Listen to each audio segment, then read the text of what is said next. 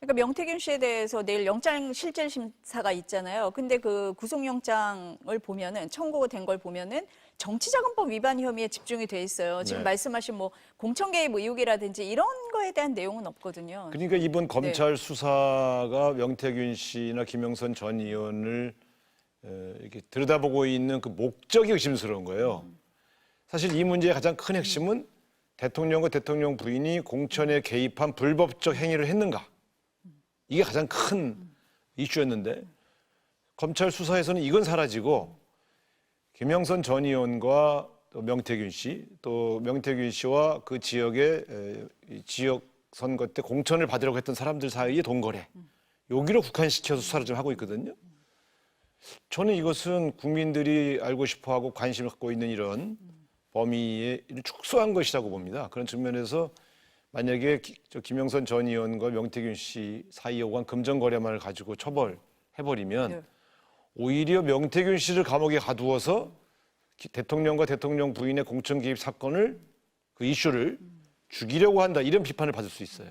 그런 측면에서는 일단 구속하더라도 혹은 뭐 구속이 되거나 안 되거나 좀 지켜봐야 되겠습니다만 수사 당국이 어디서 하든 간에 대통령과 대통령 부인의 공천 개입 사건도 저는 검찰이 수사를 해야 된다고 생각합니다.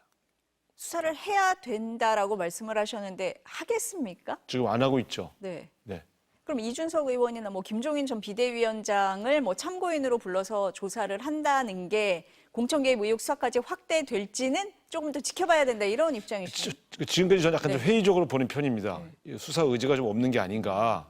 그런 측면에서 검찰이 이재명 대표 같은 야당의 정치인들에 대해서는 아주 엄격한 잣대를 들이대면서 압수수색을 하면서 집권 세력과 집권자의 힘 있는 실세들에 대해서는 전혀 수사도 못하는 이런 행위를 반복할 것인가, 그런 측면에서 좀 굉장히 우려스럽습니다. 지금 명태균 씨가 김건희 여사로부터 돈을 받았다, 이런 진술을 검찰에서 했다고 지금 보도가 다 되고 있어요. 네. 그 명태균 씨 휴대전화에서 코바나 콘텐츠 돈봉투가 발견이 돼서 이게 뭐냐고 물어봤더니 이제 얘기를 했다는 거죠. 그때 명태균 씨 얘기는 교통비다, 근데 액수는 좀 많더라, 이렇게 얘기를 했어요. 이 부분은 어떻게 보세요? 제가 정치를 한 25년 했지 않습니까? 저는 교통비로 500만 원을 받아본 적이 없어요. 그러니까 일반 국민의 눈높이에 봐서도 말이 안 되지만 저처럼 이 현실 정치에서 꽤 오래 몸담았던 사람들이 보더라도 교통비로 500만 원을 줬다? 이건 있을 수가 없는 일이고요.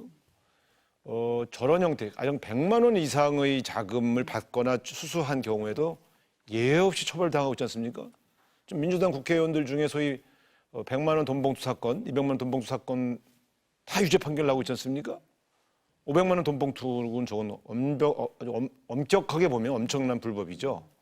그래서 저는 김건희 여사가 아무에게나 돈을 줄 리가 없지 않습니까? 그 돈을 그럼 왜 줍니까? 뭔가 감사하고 신세를 졌기 때문에 그 대가성으로 주는 거 아닙니까?